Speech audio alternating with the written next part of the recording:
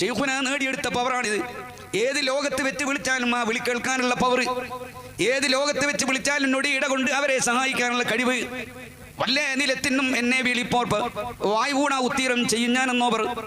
എത്ര ദൂരത്ത് വെച്ച് വിളിച്ചാലും അള്ളാഹുവിന് കേൾക്കാൻ കഴിയും. ഏത് നിലക്കുള്ള സഹായം വേണമെങ്കിലും അള്ളാഹുവിന് എത്തിക്കാൻ കഴിയുമെങ്കിൽ ആ ഒരു റഹ്മാനിയത്തിന്റെ കഴിവ് നേടിയ ഔസുല്ലാഹ് തങ്ങൾക്ക്, അതേ റഹ്മാനിയത്തിന്റെ പവർ നേടിയ ശൈഖുന മടവൂർ ഓർക്ക് കഴിയുകയാണ്, ഖാജാ തങ്ങൾക്ക് കഴിയുകയാണ്, മഹാന്മാർക്ക് കഴിയുകയാണ്. ഈ നിലക്ക് പരിധിയില്ലാത്ത പവർ മഹാനവറുകൾ നേടി. അൽഹംദുലില്ലാഹ്, നമ്മളൊക്കെ ഭാഗ്യവാന്മാരാണ്. മടവൂർ നാട്ടിൽ ജനിച്ചവരൊക്കെ ഭാഗ്യവാന്മാർ തന്നെ. പറഞ്ഞ വാക്കെന്താണ്? അള്ളാഹു എവിടെ നിന്ന് വിളിച്ചാലും കേൾക്കും. അതേ അള്ളാഹുവിന്റെ റഹ്മാനിയത്തിന്റെ കഴിവ് ശൈഖുനക്കുണ്ട്. ഇത് ഇസ്ലാമിന്റെ വാദാണോ? ആണോ? ഒരു സാധാരണ മുസ്ലിമിന് ഉൾക്കൊള്ളാൻ പറ്റുന്ന ഒന്നാണോ? അർ-റഹ്മാനായ റബ്ബിനുള്ള കഴിവ് പ്രിയപ്പെട്ടവരെ ശൈഖുനക്കുണ്ട്. എവിടെ നിന്ന് വിളിച്ചാലും ഉത്തരം തരാനും കേൾക്കാനുമുള്ള കഴിവ് ശൈഖുനക്കുണ്ടെങ്കിൽ പരിധിയില്ലാത്ത കഴിവുണ്ടെന്നാ പറഞ്ഞത്. ഞാൻ ആവർത്തിക്കുന്നില്ല, പരിധിയില്ലാത്ത കഴിവ്. ആ കഴിവ് ആർക്കുള്ളത് ലോകത്ത്? നമുക്കൊക്കെ ചില പരിമിതികളുമുണ്ട്. പരിധികളും പരിമിതികളും ഇല്ലാത്ത കഴിവ് ആർക്കാണുള്ളത്? അല്ലേ? അത് ലോകരക്ഷിതാവായ റബ്ബിന് മാത്രമാണ്.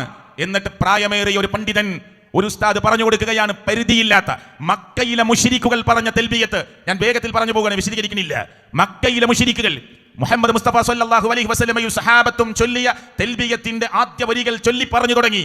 പിന്നെ അവർ പോലും ഈ അർത്ഥത്തിലല്ല വിശ്വസിച്ചത്. അവർ ചൊല്ലിയ തൽബിയത്തിന്റെ വരികൾ നിങ്ങളുടെ മനസ്സിൽ വരുന്നില്ലേ? ഈ ഓൺലൈനിൽ ഇരുന്ന് എന്നെ കേൾക്കുന്നവരെ നിങ്ങൾ ചിന്തിക്കുന്നുണ്ടോ? ഉണ്ടോ? എന്താ അവർ പറഞ്ഞത്? ലബ്ബൈക് അല്ലാഹുമ്മ ലബ്ബൈക് ലബ്ബൈക ലാ ശരീക ലക്. അവിടെ നിർത്തിക്കോ എന്ന് അള്ളാഹുവിന്റെ പ്രവാചകൻ പറഞ്ഞു. ഇവിടെ നിർത്തിക്കോ, എന്നാൽ നിങ്ങൾക്ക് രക്ഷപ്പെടാം. ആ രണ്ട് വരികളിൽ കുഴപ്പമില്ല. ലബ്ബൈക് അല്ലാഹുമ്മ ലബ്ബൈക്, അല്ലാഹുവേ നിന്റെ വിളിക്കുത്തരം നൽകി ഇതാ വന്നിരിക്കുന്നു. ലബ്ബൈക ലാ ശരീക ലക്, നിനക്കൊരു പങ്കാളിയുമില്ല റബ്ബേ. പക്ഷേ ആ മക്കയിലെ അബൂജഹൽ അടക്കമുള്ള ആളുകൾ പിന്നെ പറഞ്ഞത് എന്താണെന്നറിയുമോ? ഭൂമധ്യരേഖയിൽ ഗ്രീനിച്ച് രേഖയിൽ സ്ഥിതി ചെയ്യുന്ന കഅബാലയത്തിന്റെ മുറ്റത്തേക്ക് മതാഫിന്റെ മണ്ണിലേക്ക് കടന്നു വരുമ്പോൾ അവർ പറഞ്ഞ വാക്കെന്താണെന്നറിയുമോ? ഇല്ലാ ശരീകൻ ഹുവ ലക തംലികുഹു വമാ മലക. അതിന്റെ അർത്ഥം എന്താണെന്നറിയുമോ പ്രിയപ്പെട്ടവരെ?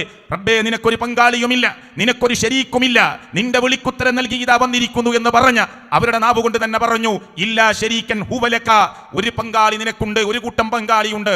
തംലികുഹു വമാ മലക, ആ പങ്കാളിയുടെ ഉടമസ്ഥാവകാശം, ആ പങ്കാളിയുടെ അധികാരം, ആ പങ്കാളിയുടെ എല്ലാവിധ കൺട്രോളും നിന്റെ കയ്യിലാണ്. നിന്റെ ഉടമസ്ഥതയിലുള്ള, നിന്റെ അധീനതയിലുള്ള, നിന്റെ കഴിവിലുള്ള. പടച്ചവനെ, അങ്ങനെയുള്ള പങ്കാളികളല്ലാതെ ഞങ്ങൾക്ക് വേറെ ആരുമില്ല. ഈ നാട്ടിൽ ഇതുവരെ കേട്ടിരുന്നത് എന്താണ്? അള്ളാഹു കൊടുത്ത കഴിവിൽ നിന്ന് ഞങ്ങളെ സഹായിക്കും, അത് റബ്ബ് അവർക്ക് കഴിവ് കൊടുക്കുന്നു. ഇതേ വാദമാണ് മക്കയിലെ മുശ്രിക്കുകൾ പറഞ്ഞത്. ഞാൻ ആരെയും മുശ്രിക്കാക്കാനോ ഒരാളെയും ഏതെങ്കിലും അർത്ഥത്തിൽ നിഷേധിക്കാനോ പറയുകയില്ല.